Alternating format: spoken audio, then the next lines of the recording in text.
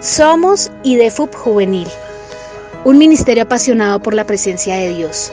Queremos llevar el mensaje de Jesús a toda la juventud de Colombia. Te invitamos a este lugar para que disfrutes con nosotros la bendición de ser hijos de Dios. Nuestra reunión juvenil comienza en 5, 4, 3, 2, 1. Vamos a empezar por un joven que nació en una banca de esta iglesia. Un joven que, mejor dicho, come Biblia, mejor dicho, pero tremendamente. Vamos a darle un aplauso a Daniel Guzmán, un adorador de la casa.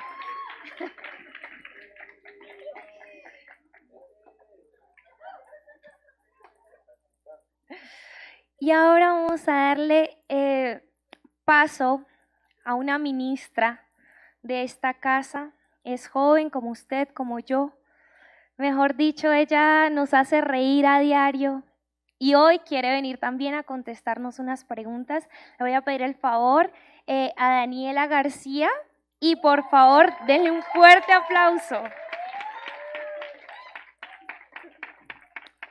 Ahora le voy a dar paso al pastor, a nuestro pastor.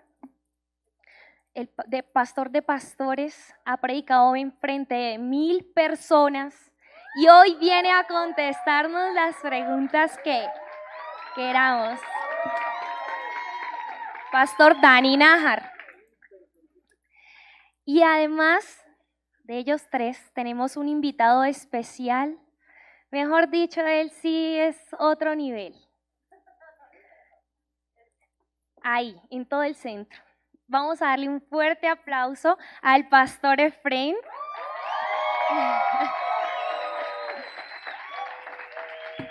Mejor dicho, de talla internacional.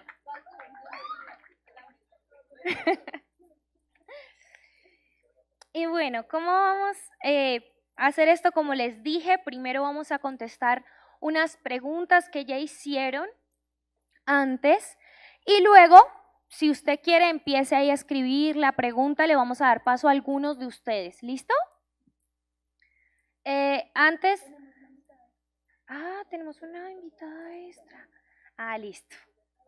Llamémosla. Ya me dijeron que, mejor dicho, esto no estaba agendado, pero la agendó el Espíritu Santo. Así fue. Entonces vamos a darle paso a la pastora Luz Dari, esposa del pastor Efraín. Un fuerte aplauso para ella.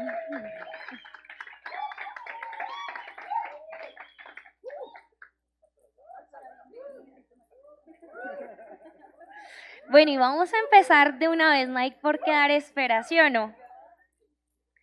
Entonces, ¿cómo vamos a hacer esto? Vamos a hacerlo en orden, pero si alguno quiere complementar, lo puede hacer. ¿Listo? Entonces, vamos a empezar. Primera pregunta. Bueno, empecemos con esta, que es, digamos, un tema bastante álgido. ¿Qué es la fe y cómo puedo experimentar mi fe? ¿Vieron cómo se zafa uno? No se lo reveló carne ni sangre. Bien, muchachos, ¿cómo están? ¿Bien?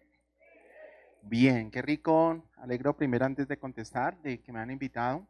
Me siento privilegiado de estar aquí sentado en la mesa de los que algún día yo estuve también, de los jóvenes.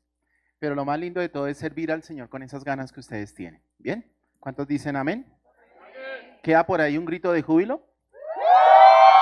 ¡Ah, rico! Bien, bien. ¿Qué es la fe? Pues como todos bien saben, la Biblia lo señala. Es pues la esperanza, la certeza de lo que no se ve. Como yo tener fe que Millo siempre gana. Soy buena hinchada aquí, bendito Dios. ¿Qué es la fe? Es aquello en el cual uno se aferra a creer de que en realidad va a llegar. Número uno. Y número dos, es nuestro estado emocional. Ya me les estoy metiendo al rancho.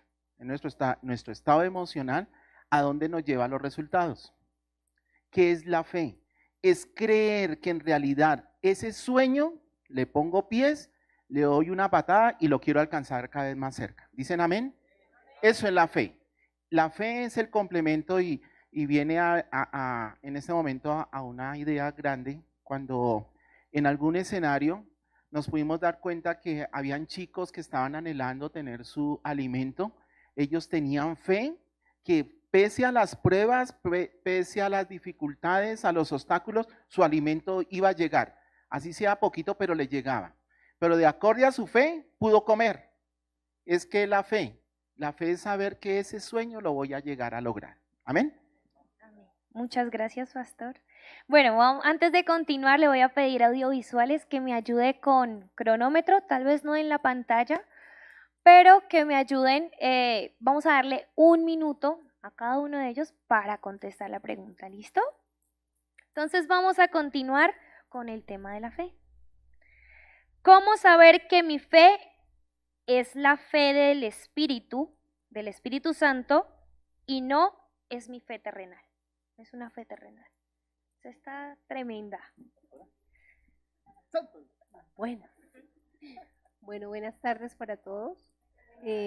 Un privilegio estar aquí en medio de esta juventud hermosa, dispuestos a aprender.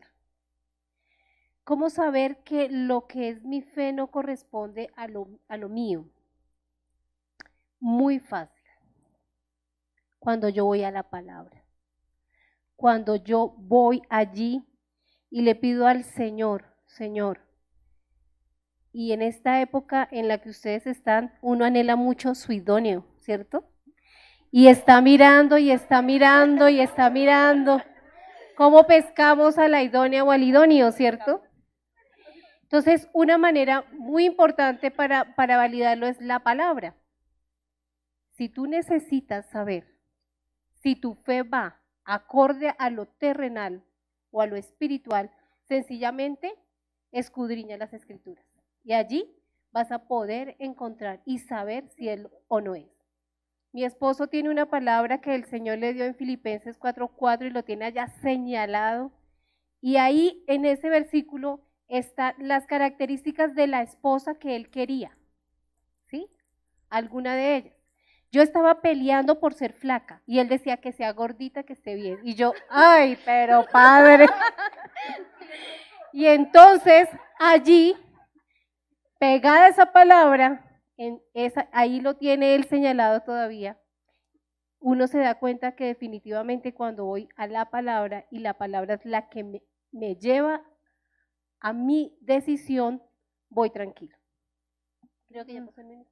Sí, pero muchas gracias. Como 5. Como 5, pero no importa. Está bien. Vamos a continuar con el tema de la fe. ¿Listo? ¿Por qué nos cuesta tener fe? Danielito Guzmán. ¿Por qué nos cuesta tener fe? Bueno, es claro que no hay una sola causa, ¿no? No podemos atribuirle a una sola razón el hecho de que nos cueste tener fe. Sin embargo, podemos analizarlo desde el punto de vista de algunos de los mensajes que nos ha dado el pastor Marco. Uno de los principios de la fe que nos ha enseñado el pastor Marco es que la fe es un músculo. O sea, la fe no es algo que se tenga o no se tenga simplemente, sino que es algo que debe desarrollarse. Entonces es normal como seres humanos que nacimos separados de la presencia de Dios. La Biblia dice que por cuanto todos pecaron y todos están separados de la presencia de Dios, entonces es normal que para el hombre que está separado de la presencia de Dios le cueste creer. Es necesario empezar una fe desde cero. Por ende, al principio va a ser muy costoso creer. Al principio va a ser muy difícil. Sin embargo, la fe debo ejercitarla. Y yo, ¿cómo ejercito la fe? Yo ejercito la fe, por ejemplo, una fe para la sanidad. Yo la ejercito orando por el enfermo. El enfermo probablemente no se va a sanar a la primera vez que yo ore. Puede que se muera, puede que... El caso es que... se me mete el pastor ahí. Entonces, el primer enfermo tal vez no se sane, pero yo tengo que ir ejercitando la fe. Yo tengo que ir ejercitando la fe. Y a medida que yo voy ejercitando la fe, cada vez va a ser mucho más fácil creer.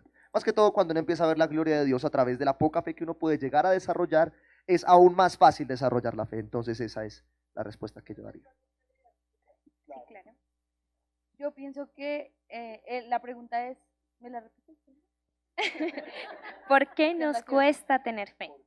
Es ¿Por que yo qué? pienso que es cierto lo que dice Daniel. La fe, sí, el por qué nos cuesta es multicausal. Hay muchas causas que nos pueden llevar a por qué no podemos tener fe. Pero yo pienso que lo primordial es la realidad. La realidad es algo que a nosotros definitivamente nos desliga completamente de la fe. Porque centrarnos en la realidad, en ver cómo suceden las cosas, las circunstancias, nos imposibilita tener certeza. Y recuerden que esto es la fe, la certeza de lo que se espera, la convicción de lo que no se ve. Y eso es automáticamente desprenderse de la realidad, porque es la convicción de lo que no se ve, y la realidad nos muestra algo completamente a lo que nosotros queremos. Entonces yo pienso que la realidad una causal muy fuerte de por qué nos cuesta. Muchas gracias, ministra Daniela. Bueno, voy a hacer 2 preguntas aquí que tienen que ver con algo que dijo Daniel, y es la sanidad, cuando oramos por sanidad. Casualmente las hicieron. Una de ellas, voy a hacer una por una. Voy a hacer primero la otra. ¿Cómo debemos orar? ¿Declarando la sanidad o que se haga la voluntad de Dios?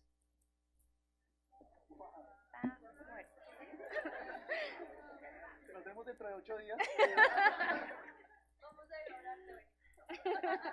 Sí. Tomen un receso. El Espíritu Santo les va a Un minuto soltar para eso. Bueno, 1,5 minutos. Porque todos están tomando. depende de la 1 minuto. situación. Uno siempre tiene que orar, obviamente, que se haga la voluntad de Dios en una persona. La pregunta siempre sería más bien, ¿cuál es la voluntad de Dios? ¿Será que Dios quiere la muerte o desea la muerte? Entonces hay un mito en eso, ¿no? Entonces Dios desea el cáncer, Dios desea la muerte, Dios desea... Y no es cierto, la voluntad de Dios siempre va a ser buena, agradable y perfecta. Que hay personas que dentro de su propósito ya culminaron su propósito y deben ir a la presencia de Dios, es diferente a decir que en el corazón de Dios está el matar personas. ¿Claros hasta ahí? Entonces, uno tiene que pedirle al Señor Señor, yo sé que tu voluntad es buena, así que voy a orar por esta persona para que se sane. Pero si su propósito ya terminó en la tierra, entonces que tu voluntad sea que esté en tu gloria. Amén. Amén. Y esa pregunta contesta la otra, que es... Listo. Hay algo importante, y es de que no siempre, ya como lo ha señalado Dani, no siempre las enfermedades son propicias de Dios. No siempre, eso tiene que quedar claro. ¿Por qué? No, pues es que yo soy cristiano, es que algo bonito que está diciendo Dani es, yo busco que la persona sea sana, pero que se haga el propósito de Dios, ¿cierto? Pero también Dios no busca que el hombre ande enfermo. ¿Quién es el que busca que el hombre ande enfermo? El pecado. El mismo pecado lleva a eso. Entonces es por eso que quería hacer esa anotación, porque es interesante. Yo sé que en los escenarios en los que ustedes están, es a diario que les va a tocar confrontarles, toca orar por esta persona y si no se enferma, si no se sana, entonces se murió. Y yo no estoy haciendo la voluntad de Dios, frescos, que eso no pasa. Lo único que pasa es la intención de tu corazón frente a la acción, a lo que tú estás ministrando. Amén. Bueno, ¿puedo agregar algo? Y además de ello, antes de orar por sanidad, siempre oren por salvación. Porque la voluntad de Dios, si se cumple y era que esa persona muriera, por lo menos usted oró y esa persona va a estar en el cielo. Amén. Y ese es el objetivo. Nos puso a llorar. Bueno, la otra pregunta era ¿cuándo oramos? Porque por sanidad, ¿cómo lo debemos hacer? Pero ya lo contestaste implícito, me parece. ¿Algo por complementar? ¿No? Listo. Ahorita el pastor, de verdad es que el Espíritu Santo está llevando así el hilito porque no los tenía en orden. El pastor mencionó algo, ¿por qué había tanta muerte? Bueno, algo sobre la Biblia de la muerte. Sí. La pregunta es, ¿por qué se mataron tantas personas, incluidos niños, en el Antiguo Testamento? Te toca, Pastor Dani. Bueno, yo tengo aquí mis estudiantes. ¿Dónde están mis estudiantes? Levanten la mano. Aquí tengo una serie de estudiantes. Ellos ahorita dicen como, no, yo. Bueno, lo primero que tienen que entender es que hay 5 valores fundamentales en toda la Biblia. 5 valores. No les voy a decir los otros 4, les voy a decir el primero y fundamental en la Biblia. La vida es sagrada. Para la Biblia, la vida es punto. Eso quiere decir que todo aquel que toma la vida de alguien más debe pagar las consecuencias de haber tomado la vida. Entonces, dentro de la justicia de Dios, todo aquel que irrumpe un valor fundamental de la Biblia debe ser erradicado. Entonces, cuando Dios le decía a Israel, entra a esa nación y tienes que destruir a esa nación, sobre todo que estamos hablando de que ya es un contexto diferente, ¿no? Hoy en día Dios no nos va a pedir ese tipo de cosas. ¿Pero por qué se lo pedía a Israel? Porque eran pueblos que tomaban la vida de otros. O eran pueblos que pasaban a los bebés por el fuego. A los mismos bebés, ahorita que Sebas ya se fue, sacrificaban bebés. Entonces, la orden era, acaben con ellos, porque ellos son una fuente de muerte. Ellos son una fuente, se les salió la música. Ellos son una fuente de muerte hacia otras naciones. Así que ustedes les doy la autoridad y les delego que los saquen para que prevalezca la vida. ¿Sí quedó? ¿Sí? ¿Sí?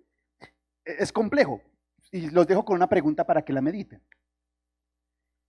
Si para Dios prima la vida, está por encima de todas las cosas, entonces, ¿qué hacemos con aquellas personas que en la calle por un celular quitan la vida? No la voy a responder, pero piensen en eso. Muchas gracias, pastor. Bueno, vamos a continuar. Esta pregunta dice, ¿por qué nos cuesta tanto hacer lo bueno? Pastora Luz Gary. Bueno, yo pienso que porque nos cuesta tanto hacer lo bueno, porque el libro de Santiago habla de que nosotros tenemos una concupiscencia. El libro de mi esposo no, el otro Santiago. Habla de que nosotros tenemos una concupiscencia que nos lleva a hacer lo que no queremos. Y eso mismo nos conlleva a no hacer lo bueno. Entonces, esa concupiscencia es, no sé si decirlo en cámara. ¿Sí? ¿Sí? Sí. Es la prostituta que nosotros llevamos dentro que nos lleva a hacer lo que no queremos Básicamente. hacer. ¿Listo? Así es. Las cosas como son. Y se dijo. Así es. Bueno, aquí hay una que deriva de la otra. ¿Por qué si hemos cometido tanto pecado, aún así Dios nos sigue escuchando? Por su infinito amor, por su misericordia, por su bondad, por su fidelidad. Porque ante todo, dice la palabra en Juan 3:16, que Él nos amó tanto que envió a su único Hijo para que todo aquel que en Él cree no se pierda, mas tenga vida eterna. Su grande amor es el que hace que todos los días salga el sol para buenos y malos. Venga la lluvia, vengan las siembras, venga la provisión, podamos respirar buenos y malos. Así es de que ese amor tan grande, y siendo nosotros pecadores, envió a su Hijo para que pagara por nuestro pecado, para que nos sanara, para que nos liberara y para que la falta de nuestra paz estuviera ya libre porque Él lo pagó en la cruz del Calvario. Amén. Sí, claro. Yo quiero complementar con esto. Piensen en algo. Cuando a ustedes les duele un dedo, ¿se quitan el dedo?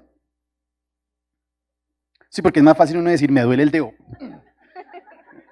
Me lo quito porque duele, ¿verdad? Ok, pensar que Dios por mi pecado me va a expulsar es como si Él se amputara una parte de su cuerpo. Él prefiere restaurarla, porque tú eres la mano de Dios, tú eres la boca de Dios, tú eres los ojos. Entonces Él prefiere restaurar en vez de quitarlo. ¿Cuánto le da la gloria a Dios por eso? Amén. ¿Cuántos van a pactar? Bueno, vamos a continuar. Santo, terminemos. Esta está... ¿Cómo quitar las barreras que me alejan del Espíritu Santo? Estamos en nuestro tema. Hay algo importante, me hizo acordar Lani de algo. Cuando, entre comillas, y que no está el cronómetro andando, no se vale. Cuando fuimos pastores de Dani en el Ministerio de Adolescentes, esto surgió. Pastor de pastores. surgió algo y fue los retos. En el tiempo en que Dani fue mi discípulo, o en los discípulos del ministerio, nosotros les poníamos siempre grandes retos. Y estos retos hacían a lo que tú haces énfasis, a las barreras, los miedos. Resulta que ustedes que están a una edad tan interesante, que el mundo les está diciendo, wow, qué churrita estás o qué simpático estás, es el momento de derribar esas barreras de simpatía ilusa en que no te permite avanzar. Porque la vanidad muere. Toda hermosura, dice Salomón, toda hermosura algún día ha de caer. Pero qué interesante fuera, ya que estamos en este foro, o en este preguntón, llamándolo así, de que estuviéramos centrados en algo importante. Me encanta que ustedes pregunten, pero me encanta más cuando su corazón está conectado a lo que Dios quiere que usted en esta tarde sea ministrar. Eso es una barrera, la número 1, en que usted pueda ahuyentar esos temores, esas angustias. Es una barrera. Y esa barrera la empiezas a alimentar, a fomentar. Todos han visto construir columnas, ¿sí o no? Columnas, vigas. Eso se va fomentando, eso se va pisando, pero cada vez más fuerte. ¿En qué lugar están ustedes cuando llegan esas situaciones? La tentación, cuando llega el vicio, cuando llega la amistad. Todo eso va argumentando de que en realidad, escúchalo bien muchachos, de que en realidad se forme o no se forme la barrera. Yo oro a Dios por si de pronto. Ahorita llegan de la reunión, llegan al WhatsApp, llegan al computador, al internet y demás. ¿Y qué estamos alimentando? O empezaremos a activar eso bonito que está en nosotros, que es lo que Dios quiere, que con esa vibran, ustedes lleguen, venga, mamá y papá, aprendí esto y esto. Ustedes no son capaces de hacerlo. No, eso fue en la iglesia, aquí en la casa es otro nivel. Ojo con las barreras, que uno mismo se encarga de que cojan fuerza. Y se encarga uno mismo de que esa fuerza sea inquebrantable. ¿Por qué? Porque usted lo ha permitido hacer. Gracias. Gracias, pastor. Quedamos todos.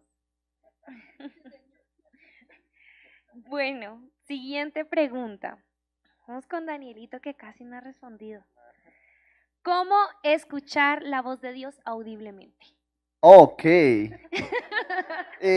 Wow, es tremendo.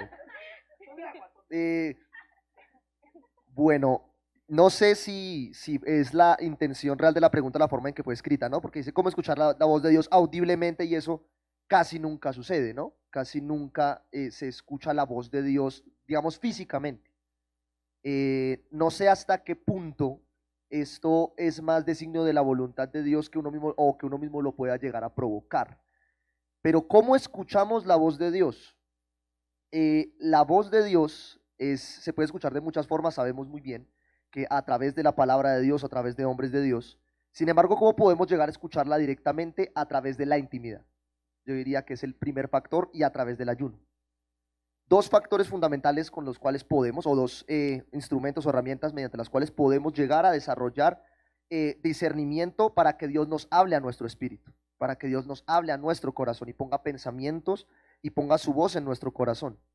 Entonces, si yo tengo una vida de intimidad con Dios, una vida de oración, una vida de adoración, una vida de cercanía con la presencia de Dios, adquiero mayor sensibilidad a la voz de Dios.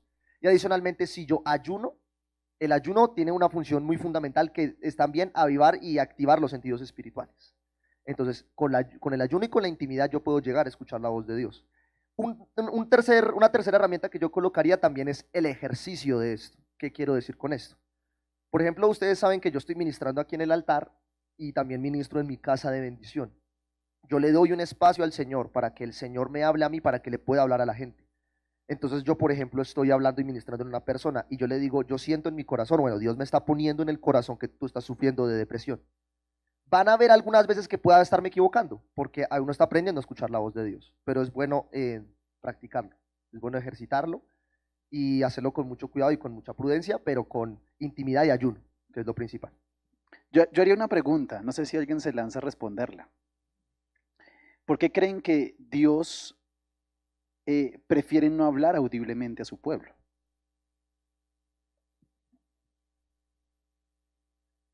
¿Dani? ¿Sí?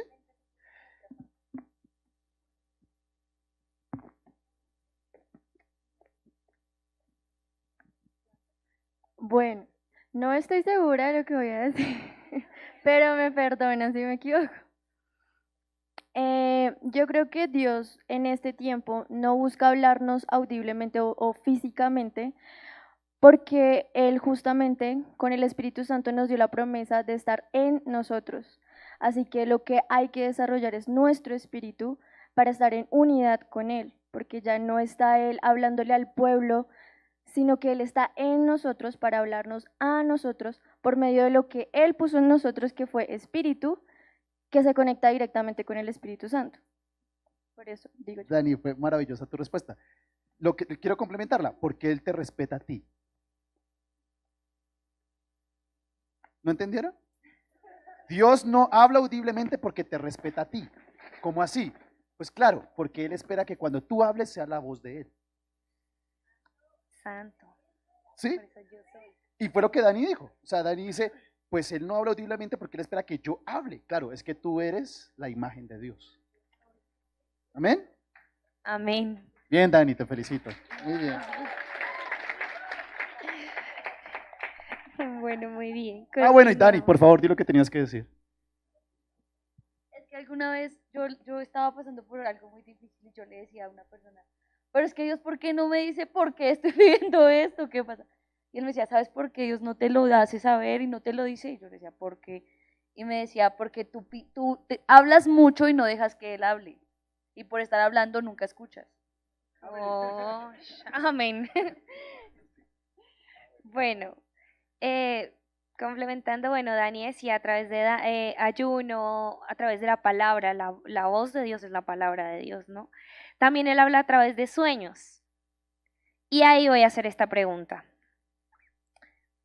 Ya. ¿Cómo saber o discernir si un sueño viene de Dios o viene de mí?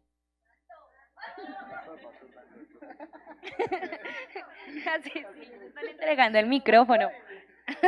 Bueno, básicamente casi todos los sueños son los frijoles de la noche anterior. Eso. No, es cierto. Cuando uno estudia un poquito el cerebro, yo no soy experto en eso, ni mucho menos, pero uno analizando un poquito el funcionamiento del cerebro, el cerebro tiene una parte que es el subconsciente, y el trabajo del subconsciente es eso, es traer recuerdos, es traer sueños. Entonces, uno no puede decir que todo lo que uno sueña proviene de Dios, o sea, de una incidencia espiritual, ¿sí? No todo. Con eso quiero decir que tampoco estoy diciendo que no hayan sueños de Dios, sí los hay. Pero les voy a decir el por qué yo creo que más que un sueño Dios quiere usar otros canales, porque Dios habla claramente. De nada le sirve a Dios hablarle a alguien y que la persona quede perdida, no le sirve a Dios. ¿Sí? Como que se levanta uno y, ¿qué? No sé si me entiende, a Dios no le sirve eso. ¿Qué le sirve a Dios? Hablar claramente. ¿Sí? Entonces, no quiero decir que no hayan sueños de Dios. Lo que digo es que Dios prefiere hablar claramente a su pueblo. Así que cuando yo sueño algo que es de Dios, muy seguramente Dios lo va a reafirmar. Dios me lo va a revelar, Dios me lo va a explicar y Dios me lo va a afirmar en el corazón. Yo sé cuando sueño de Dios y yo sé cuando son los frijoles de la noche anterior. Gracias, pastor. Hay algo importante y es, no esperen que un pajarito les hable. Nunca esperen que un pajarito les hable. O que un lorito, o que no sé qué diablos les esté hablando. Hay algo importante y afirmo lo que dice Dani, y es de que como no es tanto el calentado tampoco, pero como usted haya hecho el devocional antes de descansar, eso mismo será el resultado de tu sueño al despertar. Santo Dios. ¿Lo reciben? Amén. Bien. Y vuelvo y se lo repito. Como sea tu devocional al descansar, será tu sueño al despertar. Ush. Tuiteelo esta noche. Bueno, esta pregunta va para las dos mujeres, la ministra y la pastora. Y dicen, primero, ¿qué ministerios puede ejercer la mujer bíblicamente?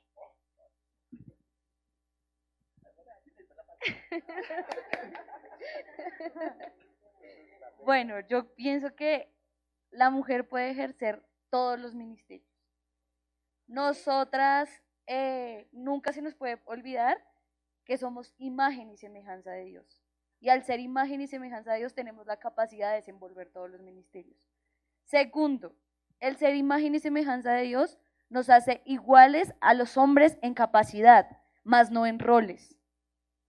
Somos imagen y semejanza en capacidad de ministerio, en capacidad de desarrollo de ministerio, más no en las funciones que cada uno de nosotros debemos Amén. ejercer. Pero para mí, Daniela García, todos los ministerios los puede ejercer la mujer. Amén. Pastora.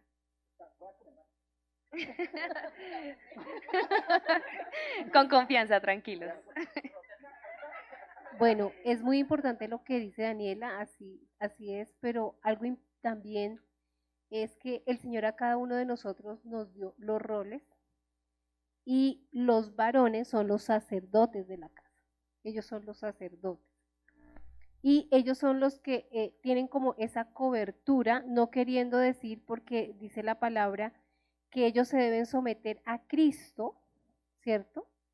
¿Para qué? Para que asimismo nosotras las mujeres nos podamos someter al varón. Entonces, nosotras podemos ejercer los ministerios, pero es importante que nosotros de alguna manera entendamos que no podemos ir por encima del varón y del ministerio que tiene el varón sobre nosotros. Yo creo que el problema está ahí, lo complemento rápido, es que la gente cree que el ministerio es visible. Gracias. Bueno, con respecto a lo que dijo el pastor, porque esta pregunta tiene mucho que ver con lo que acaba de decir él, de que la gente cree que el ministerio tiene que ser visible. Ahora hago la pregunta, ¿por qué el papel de la mujer no es tan relevante, dice la pregunta, como el del hombre generalmente en toda la Biblia? Yo se la expliqué a Dani, Dani, contesta. No, yo se la expliqué a ella y me gustaría que ella la contestara. Bueno, pues, ay no sé por dónde empezar. Bueno, realmente yo pienso que, Daniela García, esto no me lo dijo el pastor Dani. Yo pienso que el papel de la mujer ha sido, si se dice sublevado, si se dice así, no porque Dios haya dicho, no, la mujer es menos, Dios, el que tiene que figurar es el hombre siempre, no. Eso se ha encargado de hacerlo la sociedad. Y la misma sociedad se encargó de formarse machista y de hacer a la mujer menos irrelevante. Pero ¿sabe por qué en la Biblia es tan importante un hombre? Porque detrás de él había una mujer que estaba orando por él, que lo estaba formando y que lo estaba levantando. Un hombre es importante porque hubo una mujer que también lo estaba formando a él. Entonces el pastor Dani me decía, un ejemplo de ello es Sara.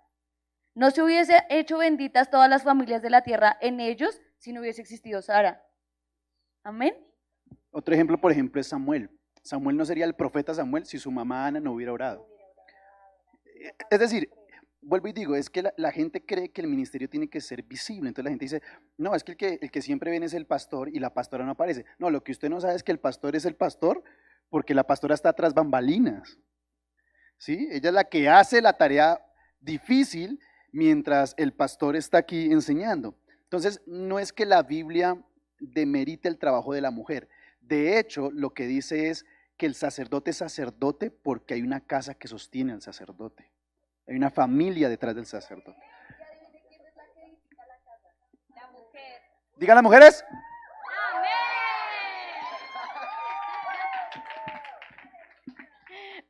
Bueno, vamos a continuar.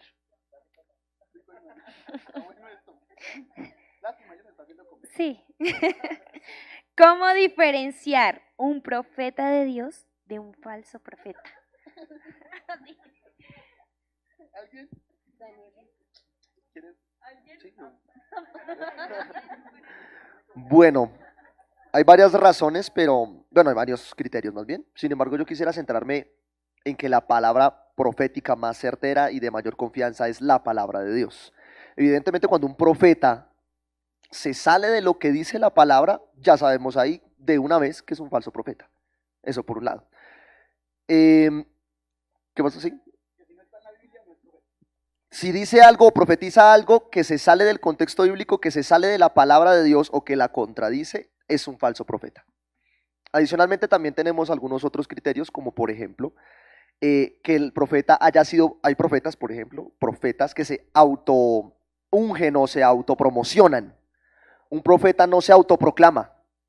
Un profeta debe ser proclamado por dirección de Dios a través de la iglesia. Si no, no es profeta. Entonces yo daría esos dos criterios en principio. Primero que todo hay que entender que el profeta es la voz de Dios para el pueblo, no la voz de Dios para una persona. ¿Me hago entender? Entonces, cuando el profeta habla, no solamente se dirige como, vas a tener un carro, vas a tener una casa, vas a salir adelante. No, cuando la voz de Dios habla es en beneficio del pueblo y para el pueblo. Si ya a ti te hablan personalmente, eso es una palabra de ciencia, una palabra profética, más no de que él sea el profeta y esté dando, bueno, no sé ahí cómo terminar. ¿Me ayudas, Carlitos, con 1 Corintios 13? 13, vamos a ver si es 13:1, no, son los últimos versículos, ayúdame, no recuerdo bien ahorita. 1 Corintios capítulo 13, mírame los 3 últimos versículos, a ver si los tenemos. Analicemos un poquito de eso, porque eso es importante. Recuerde que la profecía no es individual, nunca. La profecía es para un pueblo, o sea, el profeta se levantó en favor ¿de quién? Del pueblo, nunca se levantó en favor de una persona o de un hombre, no, el profeta se levantaba en favor del pueblo. Mire lo que dice, dale al 12, a ver, desde el 8, dale desde el 8, porfa, gracias a los que tienen la Biblia ahí. Uy, nos faltaron las Biblias. El amor nunca deja de ser, pero las profecías acabarán y cesarán las lenguas y la ciencia acabará. 9. Porque en parte conocemos y en parte profetizamos. 10. A ver si llegamos al versículo que quiero. Mas cuando venga lo perfecto, entonces lo que es en parte se acabará. Dale, 11. 12. No, déjame buscarlo en el celular. Sé que está ahí, pero hay un versículo que dice, si no es el 14, perdóname, 14:1. Déjame ver el 14:1. Seguid el amor, procurad los dones espirituales, pero sobre todo, ¿cuál? O sea, el apóstol Pablo dice, todos los dones son importantísimos, pero procuren profetizar. ¿Por qué razón? Versículo 2. ¿Por qué es importante la profecía? Porque el que habla en lenguas, no habla a los hombres, sino habla a ¿quién? A Dios. Pues nadie le entiende, aunque por el Espíritu habla misterios. Versículo 3. Pero el que profetiza, habla, ¿sí ve que está en plural? ¿Habla a quién? ¿Para qué? O sea, ahí ya está dando la razón de la profecía. ¿Por qué se profetiza? Para edificar la iglesia, las personas. Si la profecía es que vas a tener casa, la pregunta es, ¿y eso de qué le sirve a tu hermano? ¿Sí? Y si que tengas carro, ¿de qué le sirve a tu vecino? La profecía no es individual y con eso yo ya estoy poniendo el dedo sobre las nuevas doctrinas que se están levantando por ahí, que entran y te profetizan de entrada. No, es que la profecía no es para ti, la profecía es para la edificación de todos los que estamos aquí. Amén. O sea, no solamente edificación, sino exhortación y consolación, ¿no? O sea, nos exhorta a que si en algún momento dado no estamos alineados a lo que el Señor quiere, pues nos exhorta. Y nos consuela en los momentos críticos, en los momentos de dificultad. Lo hemos experimentado aquí en nuestra casa, ¿cierto? Nos han dado palabra de exhortación, pero también nos han dado palabra de consolación.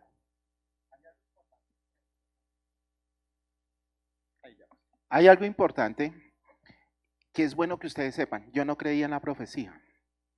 Hijo de pastor, la pasaba en la iglesia con mi papá. Ojo con esto, porque es bueno que ustedes lo sepan. Era el utilero en la iglesia, ayudaba a hacer aseo, recogía ofrendas, ayudaba a ministrar la Santa Cena. Y no, me casé y no creía en la profecía. Hubo un encuentro, y es bueno estos escenarios, hubo un encuentro en el cual, ya casado, así al lado de mi esposa no estaba de facilitadora, yo tampoco estábamos de participantes, y el fuego de Dios cayó en mi esposa, literalmente hablando, y habló proféticamente a la iglesia, y a mí me dio de todo. se me subió, se me bajó, lo que sabemos. Pero hay algo impresionante. De ahí en adelante empecé yo a entender que no es la persona, sino es el vaso que Dios utiliza para que hable. Y miren todo el contexto, y nos hemos demorado más en esta pregunta, porque es importante que ustedes no coman cuento. Es importante que ustedes se den cuenta, porque yo tuve que pasar casi un buen tiempo, no le voy a decir cuánto tiempo, un buen tiempo sin creer en la profecía. Yo digo, pues siendo hijo de pastor, estando en la iglesia, pues yo me las sé todas. ¿Cuáles? Músico. Vine a casarme y en uno de los escenarios de retiro me di cuenta que Dios tenía preparada a la persona que era, al vaso que era, a los oídos que eran, que en realidad la profecía se cumple. Porque no tenía, en mi concepto personal, yo lo tenía era como por no dejar. Me profetizaron más de una vez que iba a tener cualquier cantidad de viejas, que iba a tener esto, que iba a ser rico, que nunca me iba a faltar la provisión. Me casaron con todas las hijas de pastores que yo pude conocer. Y por eso comí cuento, yo por eso me cansé, que yo no creo en eso. Termina uno y vamos a la pregunta inicial. ¿Por qué se convierten esas barreras para uno? Pues porque uno no las cree. Y me vine a dar cuenta que el vaso de Dios estaba disponible y está disponible para solventar toda la congregación, no a uno nomás, porque cuando a uno le están profetizando, Dios le está hablando a través de su palabra, no es a mí nomás, es a toda la congregación. Amén. Ojo, a ver, sí, aquí quiero ser puntual. Voy a ser puntual en esto. Siempre nos metemos con este tema, qué cosa. Pero voy a ser puntual en esto y lo voy a decir en cámara. No es profeta el que casa personas, no lo es. Amén. Es que yo sé cuál es tu esposo y te voy a decir el nombre porque Dios me lo mostró. Yo le diría, ¿y por qué no me lo mostró a mí que es la que me va a casar? Amén. Yo le diría eso, ¿por qué no me la mostró a mí? Si al fin del cabo el que se va a casar soy yo. No, es que el profeta, recuerde, no es puntual a la persona. El profeta es a la edificación ¿de qué? De la iglesia. De la iglesia. A Dios no le preocupa tanto esos temas de darte nombres para casarte, sino a Dios le preocupa más que cumplas tu propósito en la tierra. Amén. Gracias. Si tienen quejas, reclamos o sugerencias, para el buzón. En conclusión, no coma cuento, coma Biblia. Coma ahí Biblias. está, mejor dicho, todo. Bueno, ahí y hagan la cortica, esta es un No, poquito... ya, ahora sí, ya. Gracias. Lo prometemos. Es que es derivada de la otra. ¿Cómo diferenciar perdón, ese no es. ¿Qué se debe hacer con los falsos profetas en este tiempo? Erradicar. No. Ya acaben con No. ellos. ¿Qué se debe hacer con los falsos profetas?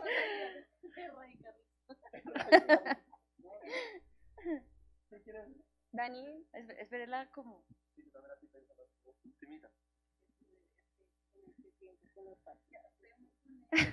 Es un problema. No, con los falsos profetas, ¿qué hacemos? No, yo creo que uno evitaría los falsos profetas si enseñáramos en las iglesias el ministerio profético, Amén. la sana doctrina. Sí, a veces no es la persona, o sea, no la agarre con la persona, ¿no? Uy, este hijo del diablo. No, él está tratando de desarrollar algo que no conoce.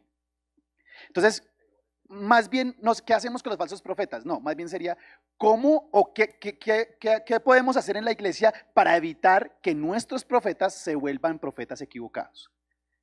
Y para eso, pues hay que discipular a la gente, hay que darle doctrina, los rudimentos de la fe, hay que enseñarle a leer la palabra y hay que enseñarles el ministerio profético. Con eso van a salir menos profetas falsos y cada hombre y cada mujer se va a acomodar en su ministerio adecuadamente. Obviamente cuando llegan a nuestras vidas estas personas, nosotros tendremos argumentos para explicarles también y que más bien salgan edificados y nosotros no, como dicen, no comer cuento. Gracias, pastores. Bueno, siguiente pregunta. ¿Cómo diferenciar el mal concreto del mal escondido? Bueno, creo que se refiere al pecado, porque aquí dice puede ser el pecado oculto, es decir, el pecado normal a pecado oculto. Sí, ¿cómo diferenciarlo? Daniela. Eso no hay diferencia, o sea, pecado es pecado, pecado acá, pecado allá, pecado chiquito, pecado grande, para Dios no hay diferencia de pecados, o sea, el pecado es pecado, sea oculto, sea la luz, sea como sea, es pecado. La palabra dice, por cuanto todos pecaron y están destituidos de la gloria de Dios, eso es a diario. Eso es a diario, eso no es un ratico, no, ya hice mi decisión de fe, no, pilas, por eso también hay que tener en cuenta, por eso hay que tener en cuenta que cuando a diario hacemos nuestro devocional y demás, nos lleva a pedir perdón de lo sucedido en el día, porque por mínimo que sea el pecado una mentira, ay, es que es blanca, no es que es chiquita, pues una mentira, y eso es pecado. ¿Listo? Ahora, no nos vayamos tan allá, también viene la parte de los miedos, de los temores, eso es pecado. Antes de que hable Dani, mire este ejercicio que nos hacían hace muchos años. A los líderes nos decían que una persona diariamente tiene alrededor de 30.000 pensamientos. Entonces mira el ejercicio que nos decían, porque uno siempre, mira el ejercicio, decía que usted sea santo, santo pues, que usted sea resanto, que tenga de los 30.000, que usted tenga, uy, no, es que 40 pensamientos, 40, pero es que de 30.000 uno dice, uy, pero ese man ya es santo. O sea, entonces ellos decían 40 pensamientos diarios, multiplique semanal, multiplique mensual, multiplique anual. Estamos en la otra. Entonces el asunto es que la gente, es que si yo me comparo con alguien peor que yo, pues yo salgo, sí, si yo me comparo con Adolf Hitler, yo soy su santidad, o sea, ¿sí me hago entender? Pues, sí, pero el problema es que Dios no cataloga pecados, o sea, para Dios no dice Hitler es más malo que tú, no, Él dice pecado es pecado.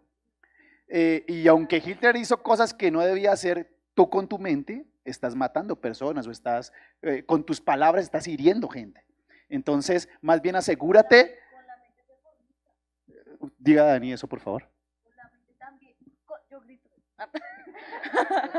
Con la mente también se fornica. Eso es pecado también. Santo. Santo. ¿Continúo? Ok, ya terminaron. Bueno, estaba para el pastor Dan. ¿Qué hizo Pablo en Arabia por 3 años? Gálatas capítulo 1, versículos 17 y 18. Pues ¿Me pongamos ayudan en los las versículos pantallas, porque no por tengo favor? ni idea. ¿Gálatas qué? Gálatas capítulo 1, versículos 17 y 18. Gálatas 1, 17 y 18.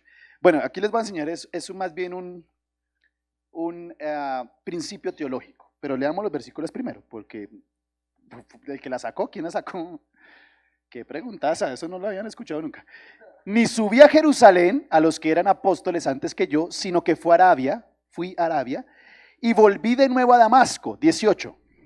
Después, pasados 3 años, subí a Jerusalén para ver a Pedro y permanecí con él 15 días.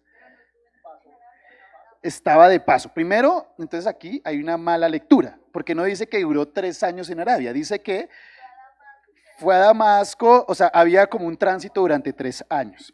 Veo allí a alguien en conflicto con la respuesta de la pregunta. Tranquilos. Y lo otro que quiero decir es que hay un principio bíblico, teológico, que dice que yo no puedo hablar por la Biblia. Es un principio bíblico, teológico. Es decir, si la Biblia lo omite, yo no lo puedo inventar. Porque la Biblia ¿lo qué? Lo omitió. ¿Qué hizo Pablo? Pues ni idea, la Biblia no lo dice, o sea, no tenemos ni idea. ¿Para qué yo me desgasto con ustedes diciendo, no, pues yo creo que estaba con una novia? No lo sabemos. Sencillamente hay un principio teológico que dice, cuando la Biblia omite algo, tú también omítelo, porque si la Biblia no lo dijo, ¿tú para qué lo dices? No lo inventes porque la Biblia lo omitió, porque no es importante. ¿Por qué la Biblia omite cosas? Porque no es ¿qué? Importante. Pues la Biblia consideró que no era importante decir Pablo porque estaba en Arabia, ¿sí? Es un principio, ténganlo siempre en cuenta. Yo me pongo de pies para leer los versículos, no es por más. Gracias. Gracias. Bueno, siguiente pregunta. ¿Quién creó a Dios? ¿Quién creó a Dios? Esa la van a contestar. No, mentiras. Uno. ¿Daniel? ¿Sí? Bueno, creo que todo va al principio, ¿no? Creo que la pregunta va dirigida a que todo debe tener un inicio, ¿no? Sin embargo, si vamos a la palabra de Dios, nos damos cuenta que la Biblia afirma de que Él es el alfa, el omega, el principio y el fin. O sea, Dios no tiene un principio, Dios es el principio. Amén. ¿Cómo explicamos que Dios no tenga principio ni fin pues debido a que Dios existe en una dimensión atemporal. Si nosotros nos vamos a dar cuenta de cómo la ciencia intenta explicar el origen de todo, se hace referencia a la teoría del Big Bang, y en esta teoría se hace referencia a que no solamente el espacio fue creado en ese momento, sino también el tiempo. ¿Eso qué quiere decir? Que el tiempo no es un concepto ideal como los números, como el lenguaje, no es un concepto, es un ente, es algo que existe. El tiempo lo podemos manejar. De hecho, la física cuántica estudia cómo es el comportamiento de la materia y del espacio de una forma diferente como lo hace la física normal, la física clásica, asumiendo todas las diferencias que se encuentran para el estudio del tiempo. De hecho, también podemos hablar de la relatividad de Einstein, como él habla de que el tiempo es un algo. A ver. ¿Qué es lo que yo quiero decir? Que el tiempo es un algo y fue creado. Para que el tiempo fuera creado, tendría que haber sido creado por un ser fuera de una dimensión temporal. Por ende, Dios vive en una dimensión atemporal, por ende no tiene origen, por ende Él es el principio. ¡Amén! Vio que casi ni respiraba. Daniel sí estudia. Muchas gracias. Bueno, vamos a continuar. ¿Qué dice la Biblia sobre los animales después de la muerte? ¡Ay!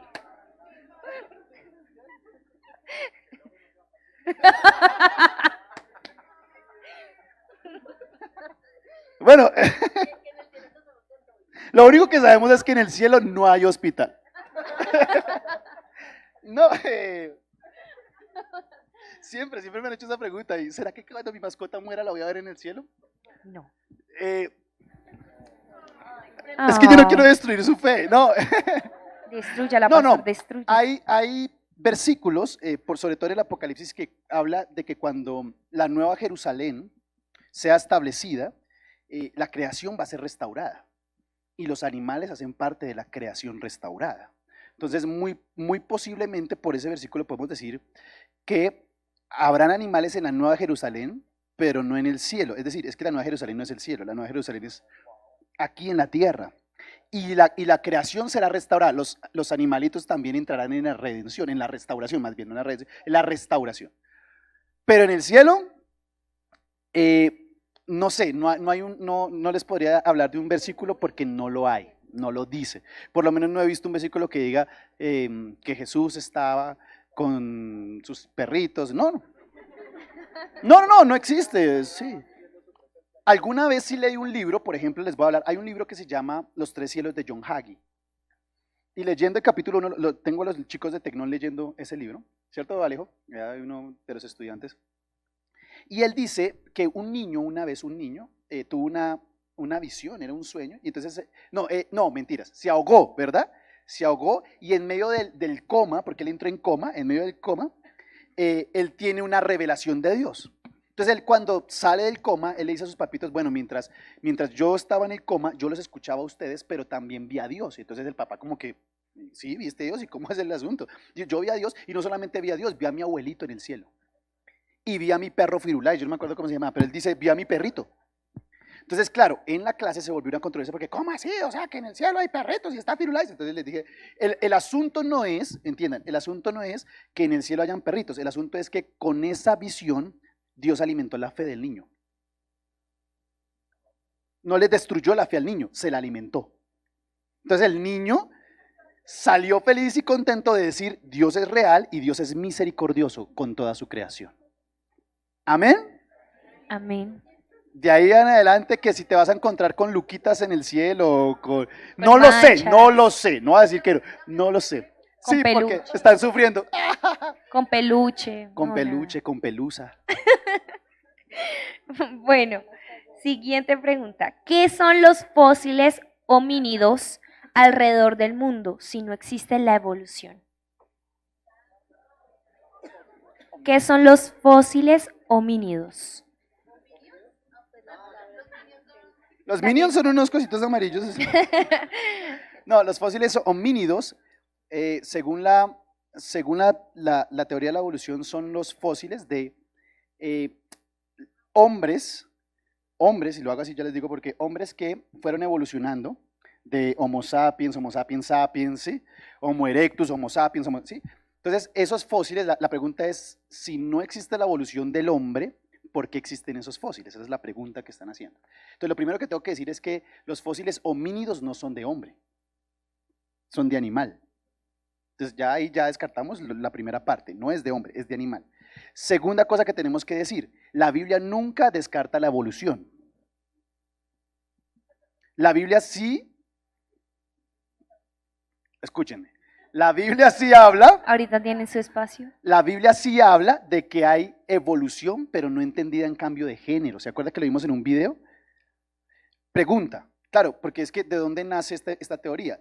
Nace desde Sócrates realmente, pero cuando Charles Darwin la estudia, Charles Darwin se da cuenta de algo. Dice, yo descubrí que hay un ave que en las Islas Galápagos que tiene el pico no sé qué, que sí, pero cuando fui al otro lado del mundo, descubrí que está la misma ave, pero su pico es distinto.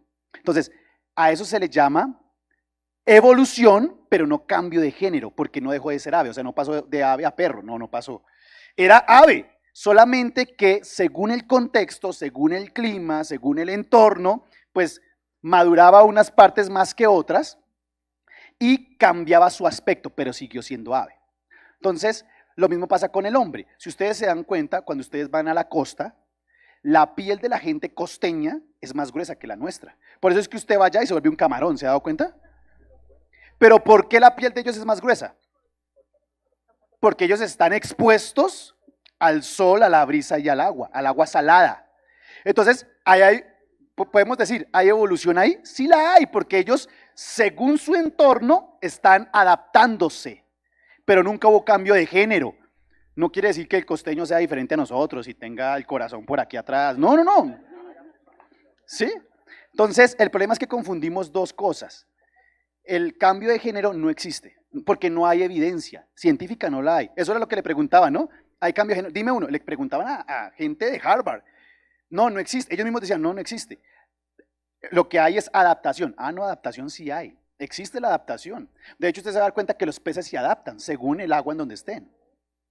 Entonces ahí descartamos esas dos. Y los fósiles homínidos son animales, no son hombres. Son gorilas, pero obviamente el gorila se parece mucho a nosotros. Y hay gente que sí tiene cara de gorila. Gracias, pastor, por la última parte. Bueno, continuamos. ¿Por qué se debe comer animales? ¿Por qué se debe comer animales? Animales. Creo que la pregunta la dice alguien vegetariano. No, yo sé a qué van. Bueno, yo lo voy a decir y si me quieren me complementan. Yo sé a qué van. Bíblicamente, santo Dios, Dios nos diseñó vegetarianos. Porque la Biblia dice en Génesis 1 que de todo fruto de los árboles, ¿qué? Ahí no dice de todos los animales que veas puedes comer, no lo dice. Entonces la pregunta es, ¿y entonces nosotros por qué estamos pecando? No, es que cuando la caída, ¿se acuerda? Adán y Eva, pregúntese esto, mire, hágase preguntas lógicas, ni siquiera tiene que ser muy espiritual para esto. La Biblia dice que cuando ellos cayeron, ellos fueron vestidos de ropas de cordero. La pregunta es, ¿y de dónde salió esa ropa? Eso quiere decir que Dios tuvo que sacrificar un cordero para vestir o redimir el pecado de Adán y Eva. O sea, desde el Génesis ya estaba mostrando la evidencia de Cristo. O sea, por un cordero los redimos. ¿Y qué hago con la carne? Pues ahora, por su naturaleza caída, tienen que comérselo, porque ¿qué va a hacer con la carne? ¿Me hago entender? Entonces, si comemos, Dios no lo cataloga como un pecado, aunque no era el diseño de él, sino que es parte de la naturaleza caída. Hoy en día, de hecho, hace falta a nuestros cuerpos. La proteína hace falta. De hecho, el que no toma proteína, nosotros tenemos muchos ejemplos porque aquí hay gente que es vegetariana y la gente vegetariana se cansa mucho más rápido, se fatiga más. Tenemos muchos ejemplos, ¿no? Tenemos muchos familiares hasta cercanos, amigos cercanos que nos dicen, uy, es que a mí, verdad que usted no come proteína, porque hoy en día a nuestro cuerpo nos hace falta. No quiero decir con esto que el vegetariano esté bien o esté mal o que el carnívoro esté mal. No, sencillamente pasó y ya. Y ahora disfrútalo. Una del corral. Una del corral, sí. Bueno, siguiente pregunta. ¿Por qué Jesús no vino en este siglo para manifestar su poder y morir en estos tiempos? Bueno, ya que nos estamos metiendo a la historia, hay algo importante y es que la línea geológica del ser humano viene desde el Antiguo Testamento. Todo es una trayectoria y cuando se forma trayectoria es como su familia.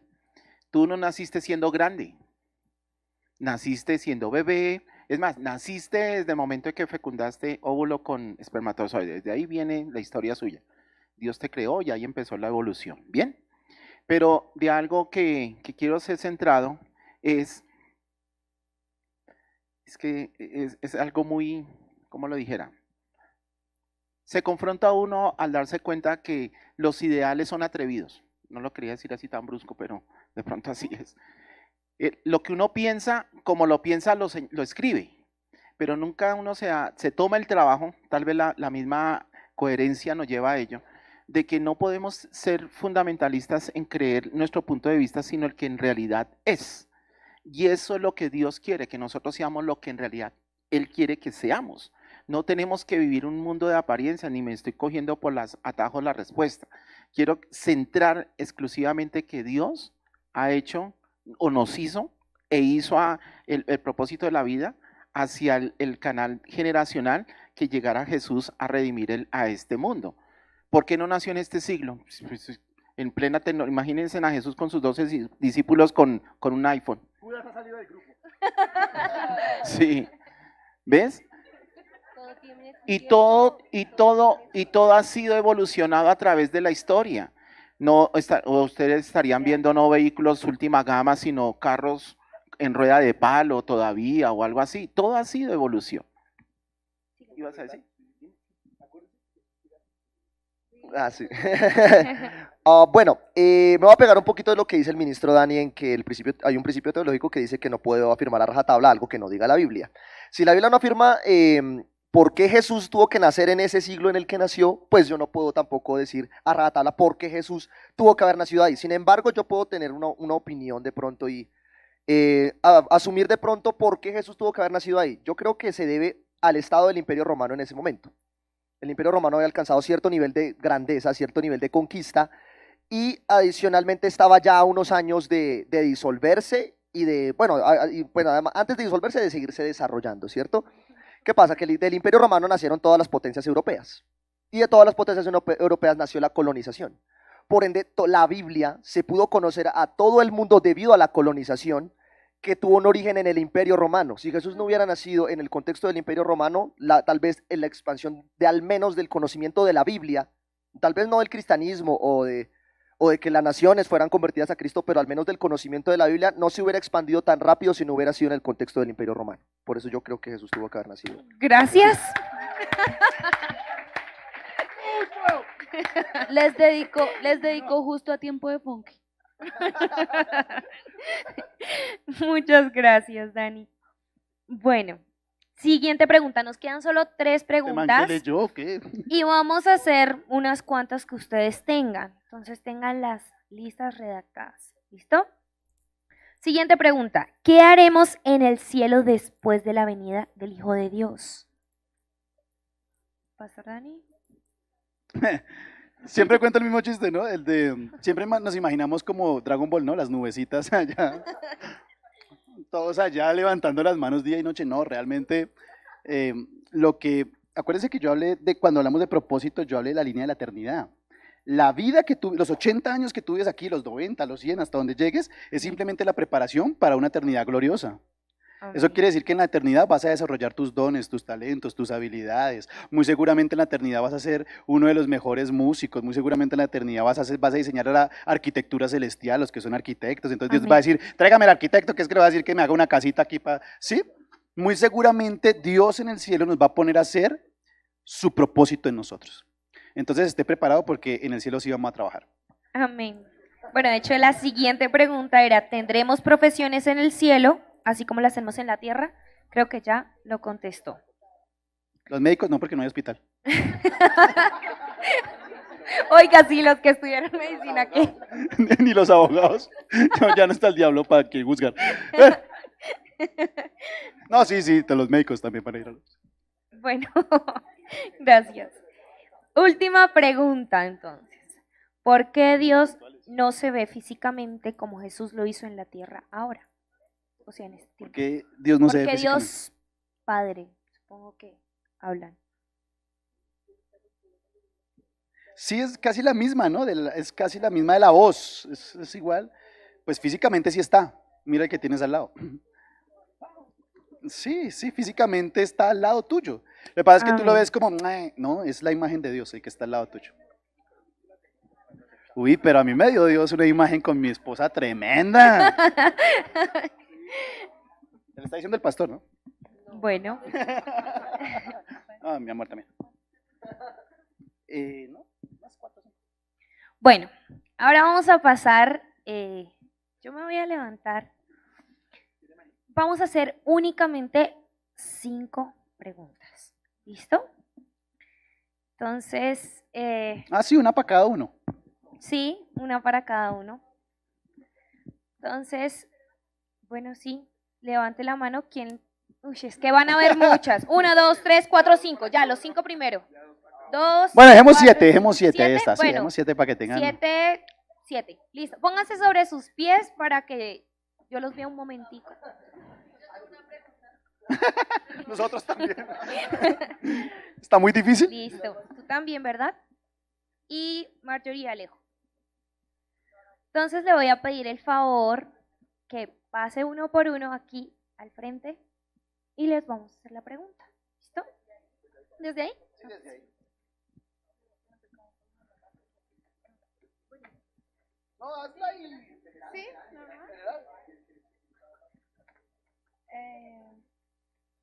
O sea, ya básicamente es que, por ejemplo, él viene, o sea, en la segunda venida, se van los que tienen que irse con él y, o sea, es que no sé cómo formularla, pero, por ejemplo, se acaba todo, o sea, no va a haber más mal, pero ¿dónde queda Satanás y los que se quedan con Satanás? O sea, si ya no va a haber un mal, ¿qué hacen ellos?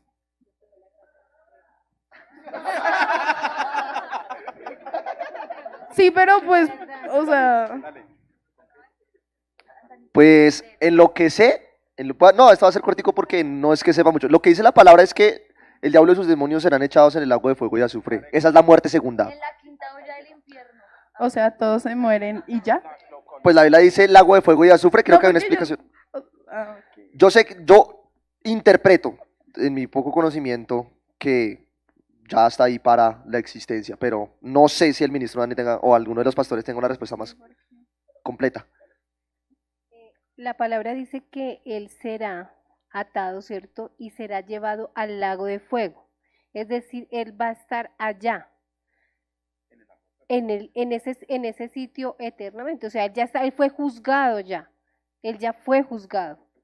Y él ya está determinado que eternamente estará en el lago de fuego. ¿Sí? Sí. No, lo que pasa es que, a ver, el concepto está en esto. Sí, es que el concepto está en 2 vías. La primera es que las personas que van a ser juzgadas por Dios para que, digamos, no recibieron a Cristo, van a estar en un lugar de eternidad de sufrimiento, pero el sufrimiento mayor no es ni el fuego ni el gusano, el sufrimiento mayor es que no está la presencia de Dios. Entonces va a ser un lugar sin Dios. Y Satanás sí va a ser destruido, dice la Biblia, en el lago de fuego. Pero las personas, ¿cuál es el sufrimiento de las personas realmente? Es que ellos van a estar en un lugar donde no está Dios. Entonces, ¿cuál es nuestra tarea? Pues llevarlos a que antes de que lleguen allá, pues asegurémonos de que conozcan a Dios. ¿Amén? Gracias. Ok, Bueno, chicos, si quiero, siéntense y se van poniendo de pie uno por uno. ya saben cuáles son. Más que todo, una pregunta fue que no entendí prácticamente, y es que no se pasa de mono a hombre, pero quiere decir que sí existió el cavernícola. Sí, de hecho los hay hoy en día también. Sí, discúlpeme la respuesta, pero los que insultan a una mujer, los que maltratan a un niño son bien cavernícolas. Pero a tu pregunta puntualmente, Sí, sí, obviamente el hombre ha venido avanzando, evolucionando no solamente físicamente, ha venido evolucionando en conocimiento, ha venido evolucionando en todo lo que es cultural, social, políticamente. Claro, hay evolución. Muy probablemente en algunos territorios de la tierra, valga la redundancia, habían hombres que apenas estaban descubriendo el fuego, estaban descubriendo ciertas propiedades que con el tiempo pues fueron evolucionando y fueron perfeccionando. Entonces, obviamente sí hubo personas, sobre todo cuando salieron del Edén, ¿no? Porque en el Edén tenían el conocimiento de Dios, pero fuera del Edén, pues no conocían a Dios, entonces muy seguramente estaban perdidos en sus propósitos y se volvieron un poquito más cavernícolas de lo que ya eran. Gracias. De hecho, sí, dice la pastora, de hecho hoy en día podemos ver aún la supervivencia de algunas etnias que quedan como ancladas en el pasado, ¿no? Que quedan como muy allá y no quieren nada con la evolución moderna, ¿no? Con la modernización y la globalización y todo esto. Muchas gracias. Muchas de Bueno, nada. seguimos por aquí con Marjorie.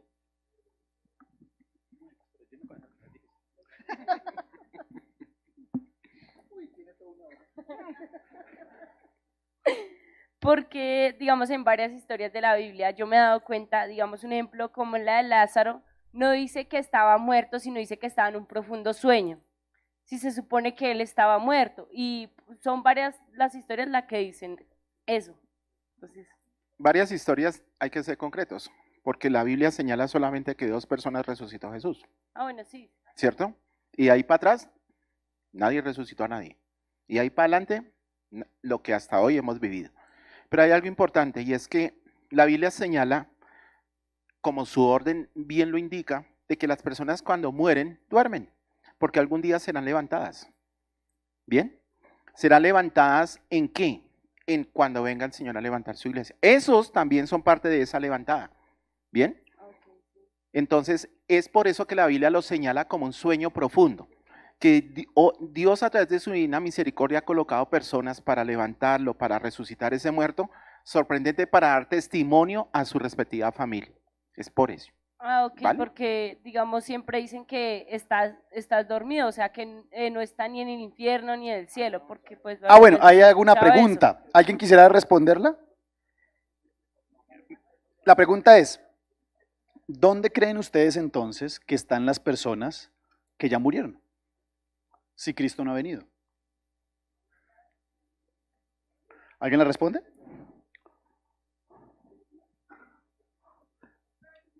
Por ejemplo, su tatarabuelo, ¿dónde está en este momento? Entonces estudian. Siguiente Están pregunta. en crisis. No, no, la Biblia dice, es que la Biblia es clara en esto, la Biblia dice que cuando una persona muere, dice la Biblia que va al juicio de Dios. Es decir, las personas que ya murieron no tienen que esperar la venida de Cristo, ellos ya están o en el cielo o en el infierno. De hecho, la historia de Lázaro, del rico y Lázaro, recuerden que Jesús la cuenta, dice, hay un rico que hace banquetes todos los días y muere, y hay un pobre que es bien pobre, que las llagas, tenía llagas y los perros lamen las llagas, y él muere también. ¿Dónde estaba el pobre? En el seno de Abraham, que representa la gloria de Dios. ¿Y dónde estaba el rico? En el fuego. Eso quiere decir, entonces la pregunta es, ¿y entonces para qué van a ser levantadas? Otra vez si ya están. Entonces estudien. Gracias. ¿Quién dijo algo por ahí? ¿Quién dijo algo por ahí? ¿Para dar qué? ¿Por qué crees que es importante que ellos sean levantados? Para dar testimonio. Te voy a decir el por qué. Porque Dios no es arbitrario en sus juicios. O sea, Él nos va a mostrar a todos porque ellos están en el lugar en que están, para que nos demos cuenta que no es una arbitrariedad de Él, sino que es un justo juicio y todos vamos a estar presentes ahí. ¿Ok? Claro. Haya hecho lo bueno o lo malo, estaremos delante del trono de Dios. ¿Alejo? Bueno, pues mi pregunta es con respecto a la adquisición de la fe, ¿sí? Solamente yo puedo evidenciar la fe en Dios a través de circunstancias y eventos trascendentales en mi vida, o sea, llamémoslo situaciones difíciles, me explico. A través de ello podremos incrementar o experimentar una mayor fe en Dios, una gloria mucho mayor, a través solamente de esas situaciones o eventos difíciles, o como la fe es dada por Dios, ¿sí? Entonces, solamente la podemos experimentar y llegar a incrementar de esa manera o de esa forma. Sí, ¿cómo respondemos esto? La palabra de Dios dice que la fe es por el oír y el oír por la palabra de Dios. Yo puedo incrementar mi nivel de fe a medida que yo escuche pues la palabra de Dios con revelación, a medida que yo lea la palabra de Dios con revelación. Que otra cosa es que las situaciones difíciles me ayudan a ejercitar, es como un instrumento muy propicio para ayudarme a ejercitar mi fe. Ahí es cuando, cuando el pastor Marco nos explica que uno puede aprender por revelación o por trituración. Cuando uno no aprende por revelación o no adquiere la fe por revelación, la trituración puede llegar a ser el elemento más necesario, más propicio para que yo desarrolle mi fe, pero no es el único medio para desarrollar fe. No sé si esa era la pregunta. El ideal de Dios es que tú recibas fe por medio de la palabra de Él. Pero como somos tan cabezones y no entendemos su palabra, pues Él dice, bueno, tengo un método mejor. Porque por revelación no funcionó. Entonces los voy a pasar por un momento de crisis, no, los va a pasar Él no, van a pasar por un momento de crisis por sus propias elecciones, por sus propias decisiones, pero ahí yo me voy a valer de esa situación, de ese desierto como Israel, para incrementarle la fe. ¿Ok?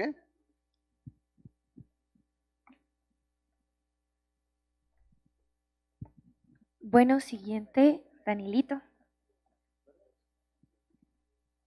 Buenas noches. Buenas noches.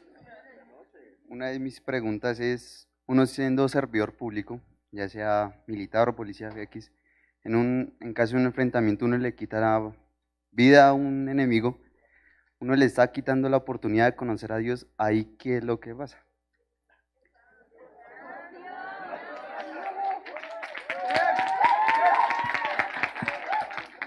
La pregunta es esta. Te cambio la pregunta.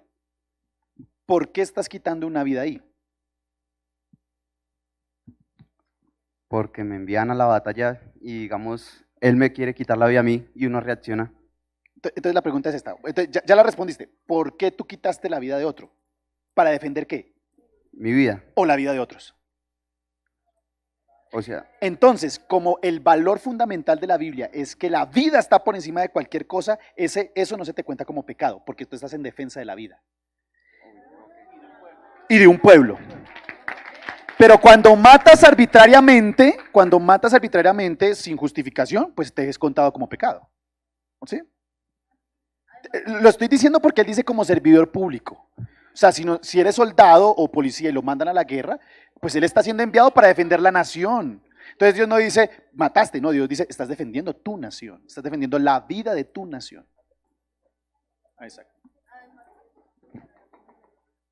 Eso lo consagra, dice Dani, eso lo consagra la Constitución de los Derechos Humanos. ¿Alguien más? Ok. Yo. Hace unos días yo estaba hablando con una amiga que es agnóstica y me armó conflicto. Me dijo, Julián, si Dios es todopoderoso, ¿por qué creó un ejército de ángeles si Él es el mismo poder? Y yo ahí de una manera fácil le dije que a veces Dios hace cosas para que nosotros entendamos mejor su palabra.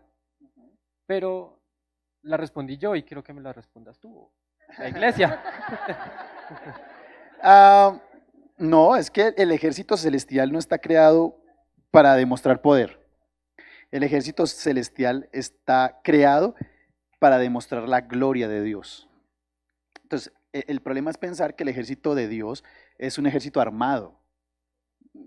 ¿Listos para? Ese es el problema, ¿no? No. Ellos están a favor del pueblo de Dios y de la vida. Están en defensa de eso. Entonces, recuerden esto, Dios no tiene que demostrar nada, Él es Dios. No lo necesita. Y te voy a decir algo más. Así la gente se niegue en creer en su poder, Él no necesita demostrar su poder porque, o sea, el hecho de que tú y yo no podamos creer en su poder no le quita lo poderoso que Él es. Siempre seguirá siendo poderoso aunque tú y yo no creamos. Entonces, la razón es Él no crea las cosas como nosotros. O sea, nosotros en las naciones hacemos ejércitos para quitar la vida egoístamente. Él no, él crea algo es para permanecer en vida, en verdad, en justicia, para que la verdad permanezca. Entonces es diferente el concepto. Santo. ¿La última? Creo que estaba por ahí. La última y el bonus, a ver. Ok, hay por ahí otro bonus que enviaron una pregunta, si se puede hacer. Bueno, vamos a ver, aquí ya me van a ayudar mis Listo, dos predicadores. más. Bueno, a nosotros generalmente nos enseñan cómo a lidiar con el diablo, a reprenderlo y echarlo fuera. Pero mi pregunta es, ¿cómo podemos lidiar con nuestro propio egoísmo? La lucha no es contra sangre ni carne. La lucha no es contra sangre ni carne, no es contra lo que usted tiene, sino son contra huestes espirituales de maldad que vienen contra ti. El demonio ha andado por ahí en el medio buscando cómo caerte. Es esa presa, es el blanco perfecto para que tú des papaya y te sabotee. Pero dice claramente que nuestra guerra no es agarrarnos y sacudirnos porque me cogió el enemigo y me ató, sino de cómo tú te liberas o cómo a través de tus líderes tú te puedes ayudar a esa liberación. Es que entre uno mismo es el espíritu contra la carne. Y esa es la lucha permanente ahí. Entonces, ¿cómo estás tú armado para confrontar, y vale la pena de pronto aquí aclarar, la tentación? Que la tentación viene por ese lado también. ¿Bien? No sé si alguien quiere. Sí, y ayudándote a esto, lo que pasa es que tú tienes que caminar en dos vías, no solamente en el área espiritual, sino en tu carácter. Entonces, cuando yo desarrollo mi carácter, voy a fortalecer áreas que fácilmente caían. Entonces les pongo un ejemplo, la pornografía. Para el joven eso es la pornografía. Entonces, ¿cómo salgo de la pornografía? Entonces, no solamente basta con echar el espíritu de pornografía afuera, porque lo podemos hacer, el espíritu de pornografía afuera. Y les aseguro que en el nombre de Jesús, ¿qué pasa con el espíritu inmundo? Se va. Ahora lo que tú tienes que empezar a trabajar es en tu carácter para no volver a repetir el mismo proceso, porque muy seguramente el nuevo proceso no va a ser por caída del diablo, sino por caída de tu propia carne, por tu propia concupiscencia. Entonces, ¿qué tengo que hacer yo? Pues moldear mi carne. Por ejemplo, en el asunto de la pornografía, ¿cómo lo hago? Por medio de la palabra. La Biblia dice, y lo hablamos todo un año en jóvenes, ¿con qué limpiará el joven su camino? Con guardar su palabra. O sea, ahí ya no está dando el secreto. ¿Cómo te vuelves santo? Con la palabra. Entonces, y esto lo comprobé en mi vida, porque cuando uno ve mucha pornografía, que fue mi caso cuando salí de allí, la mente imagina muchas cosas. Entonces, ¿cómo saco eso de mi mente? Metiendo cosas buenas, metiendo palabra. Entonces lleno mi mente de palabra y la palabra evacúa el mal pensamiento.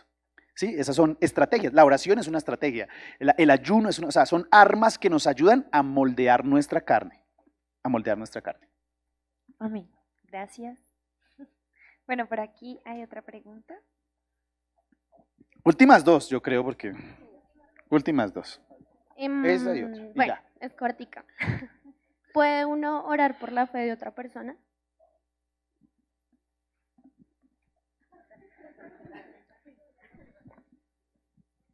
Pues es que me parece tan interesante que no. No, pues yo no veo por qué no. Realmente yo podría orar por la fe de otra persona, podría ser más directo de pronto, orar para que las condiciones propicias sean en la persona, para que la persona pueda desarrollar su fe.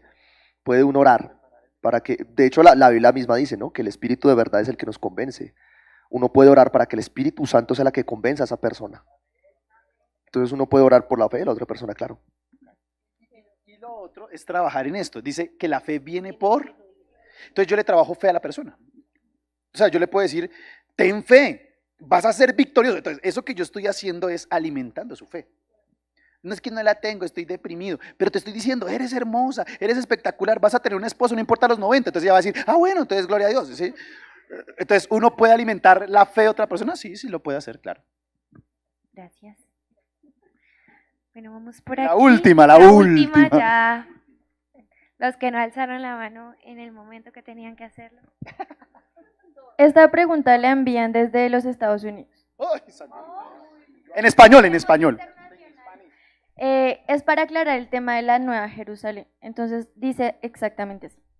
Cuando la Nueva Jerusalén sea restaurada, habrán animales, habrán personas, pero ¿Quiénes tendrán la oportunidad de estar ahí? Solamente los que pudieron entrar al cielo y hacer las cosas bien, mal o igual de como las hemos hecho. Los que entraron al infierno tendrán la oportunidad o no de entrar, o todos podremos estar ahí o ninguno. Esto lleva a una paradoja de espacio-tiempo que hace pensar que lo que hemos vivido y estamos viviendo ya lo vivimos en una anterior Jerusalén y que por esa razón suceden los déjà vu. ¿Cómo podrían explicar estas teorías según la Biblia? Lo que pasa es que están haciendo un salpicón de ideas. Entonces, lo primero sería, y yo no sé si me van a ayudar a complementarla, lo primero sería es que la Biblia es clara. La Nueva Jerusalén es la restauración de todas las cosas por medio de las personas que lograron ser restauradas por Cristo. Quiere decir que las personas que no aceptaron a Cristo pues no estarán allí, eso es lo primero. Lo segundo, lo del déjà vu, que no entendí mucho, pero para explicar un poquito el asunto, ya está explicado neuronalmente. O sea, no es un asunto de nuestro espacio realidad-tiempo, ya está explicado. De hecho, Ginás, que es uno de nuestros mejores exponentes científicos actuales, que él es doctorado en Estados Unidos del cerebro, él explica eso. Y es un asunto más cerebral que un asunto espiritual o real, ¿listo? Entonces, ahí apartamos la papaya del banano y dejamos que dejó de ser un salpicón, ¿sí? Más o menos. ¿Sí?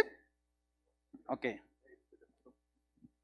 Si no entendí mal la afirmación que se quería realizar, hay un problema en la idea que se quiere desarrollar en el sentido en que yo veo que se intenta cruzar el mundo espiritual con el mundo físico.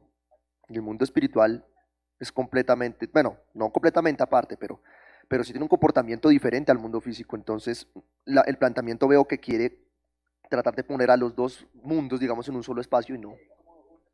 Sí, es como un gnosticismo, entonces no hay un mundo donde los dos se confluyan como uno solo, realmente.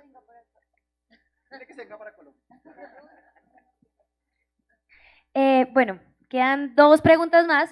Ya las últimas, ya no, nadie más puede levantar la mano, nada. Voy a ir por allí y luego voy por allá. Tranquilo. Ya no se vale, Cris.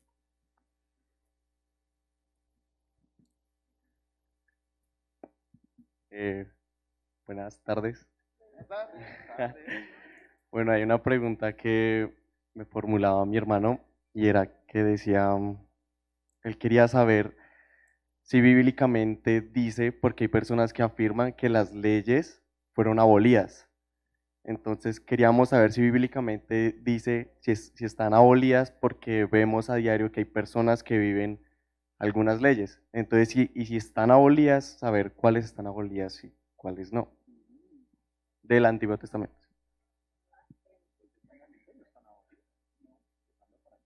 Hay algo importante, las leyes como tal, desde Génesis hasta el Apocalipsis, todas se están cumpliendo y están vivitas todavía, todas son todas, ninguna ha sido, y Dios no libre de sacarlas de la Biblia. ¿Por qué? Porque se convertiría en herejía. Y hay algo importante, queridos jóvenes, confunde y reinarás no es la palabra de este siglo, se lo digo claramente. ¿Por qué? Confunde y reinarás no nos lleva a ningún lado. Los 10 mandamientos que me imagino que no lo sabemos, Amén. Toda una serie. y no, sí, se han desgastado, y grandes iglesias que de pronto nos están, o jóvenes que asisten a sus congregaciones que están en las páginas, en la red social, se pueden dar cuenta que los 10 mandamientos en cada país se respeta. En cada iglesia se respeta. En cada testamento o constitución de la nación se respetan. Y es por eso que por lo tanto no han salido ni nunca dejarán de ser. Porque la vida pasará, pero la palabra nunca pasará. Cuando nosotros leemos el libro de Levítico y nos ponemos a analizar toda la estructura que tienen los países en cuanto a su constitución y en cuanto a sus leyes, comparen y se darán cuenta que es prácticamente lo que dice la Biblia. En inicio, los primeros pactos, las primeras condiciones, el respeto al uno al otro, la comunidad, el cómo vivir en comunidad, en cómo poder establecer un mismo sentir de respeto, de cuidado de los unos a los otros. Así que es vigente. Y aclarar por último, Jesús dijo que Él no vino a abolir la ley, vino a darle cumplimiento. Entonces más bien la cuestión aquí es esta, mira, la ley debe ser entendida, el problema es que se descontextualizó y se malentendió. Entonces te pongo un ejemplo, hay una ley en el Levítico que dice que la mujer que tiene su periodo menstrual debe ser apartada del campamento. Entonces la pregunta es, ¿Cristo la abolió? No, no la abolió, es que hoy en día estamos en otro contexto. Yo no puedo decirle a mi esposa que entró en su periodo menstrual, decir, sácase de la casa porque la Biblia dice, no sé si me entiendes, o sea, entonces, ¿qué tengo que hacer yo? Debo entender la palabra. ¿Por qué lo decía? Bueno, es que estamos hablando de que ellos en su momento estaban en un desierto. No existían las toallas higiénicas, no habían normas de salubridad. La única norma de salubridad que había era, sáquenla porque contamina, era la única norma de salubridad. Hoy en día, pues ha cambiado el asunto, porque hoy en día la mujer tiene más protección, hoy en día es más entendido el tema, hoy en día nuestras casas tienen buenos baños. Entonces, no es que saquemos el versículo porque esa ley ya no sirve, sino entendamos el versículo, el mandamiento, contextualicémoslo y apliquémoslo porque la ley no fue abolida. ¿Sí? Ok. Última ahora pregunta, sí. ya mejor dicho, ya no vamos más. Bueno, yo estudio ingeniería ambiental y digamos que es una pregunta más acerca de la creación, porque digamos, es evidente, digamos, la existencia de los dinosaurios por los fósiles y demás pruebas, pero quiero saber cómo es la convivencia o la relación que tuvieron con Adán y Eva y cómo se dio la era de hielo, si eso sí es verdad o qué sucedió. Siempre he tenido como esa confusión, cómo se relaciona eso. No hubo convivencia. Génesis capítulo 1, versículo 1. El problema está en entender esto. Bueno, es que eso nos llevaría a estudiar otras cosas, pero Génesis 1, 1.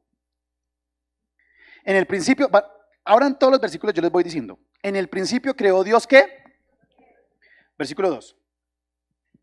Y la tierra estaba, y las tinieblas estaban ¿qué? Sobre la faz del abismo, y el Espíritu de Dios se movía sobre la faz de las aguas. 3. Y dijo Dios, sea la luz, y fue la luz. 4. Y vio Dios que la luz era buena, y separó Dios la luz de las tinieblas. Versículo 5. Y llamó Dios a la luz día, y a las tinieblas llamó noche, y fue la tarde, y la mañana Entonces, aquí no se entiende. ¿Por qué no se entiende? Porque uno interpreta que un día para Dios es un día para nosotros. Y no es así. ¿Dónde está el argumento? Versículo 11. 12, dale, yo te voy diciendo porque no me acuerdo, 12, creo que es el 13, 14. Ok, ahí, 14. Dijo luego Dios, haya que lumbreras en la expansión de los cielos para separar y sirvan de señales para ¿qué? Estaciones, días y años. Entonces, mire, ¿a dónde voy con esto? Eso quiere decir que hasta el versículo 14 Dios creó el tiempo cronos. Ahí está. En el 14, eso quiere decir que del 13 hacia atrás, ¿en qué tiempo estaba hablando? En Kairos. O sea, en el tiempo de Dios. ¿Cuánto tiempo pasó del 1 al 13? Entonces la ciencia le puso cifra. La ciencia le puso 14.000 millones de años. Si la ciencia le puso cifra, yo puedo decir que puede tener algo de cierto, porque en el Kairos de Dios no hay tiempo. Eso quiere decir que en ese Kairos, ahora tú te vas a dar cuenta que ¿qué fue creado del 1 al 13? Es muy curioso, fue creada la tierra, las aguas, ¿sí? Y fueron creados los cielos, o sea, fue creado los espacios geográficos donde la creación iba a habitar. Ahí, en ese espacio, se dieron muchos movimientos, ajustes. Claro, había una era de hielo, claro, se tuvo que dar un ajuste de temperatura. ¿Por qué? ¿Por qué se iba a dar un ajuste? Porque venía vida, Dios iba a crear vida. Entonces Él venía ajustando todo. Y ya del 14 en adelante, ustedes se van a dar cuenta que el 14 en adelante, cuando ya pone tiempo, ahora sí, voy a crear animales, ahora sí, voy a crear al hombre y a la mujer a imagen y semejanza mía. Entonces, si te das cuenta, nunca hubo conexión, nunca hubo relación. Tú haces la pregunta, que es la que todos los jóvenes han hecho, pero los fósiles existen. Los fósiles, sí, la Biblia de hecho habla que habían seres gigantes, monstruos marinos y demás. Los hubo. Tal vez no como nos los pinta Hollywood, ¿no? Porque esa es la otra. Lo que pasa es que Hollywood nos pinta que el esto, que el otro, y nosotros nos imaginamos pues a los Jurassic Park el asunto, y puede que no sea tan así. Pero lo que sí es una certeza en la Biblia es que hay muchos ajustes en la creación, porque Dios lo hizo así para crear la vida humana y la vida también de animales y plantas. Entonces, entendiendo eso, uno entiende que nunca hubo un encuentro uno con el otro, ¿ok?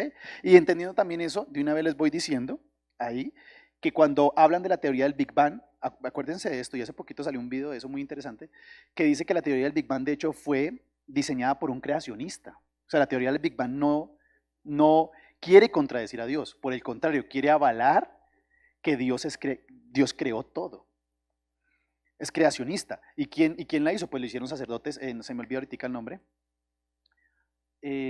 Bueno, les quedo viendo el nombre. Y fue un sacerdote el que diseñó la teoría del Big Bang.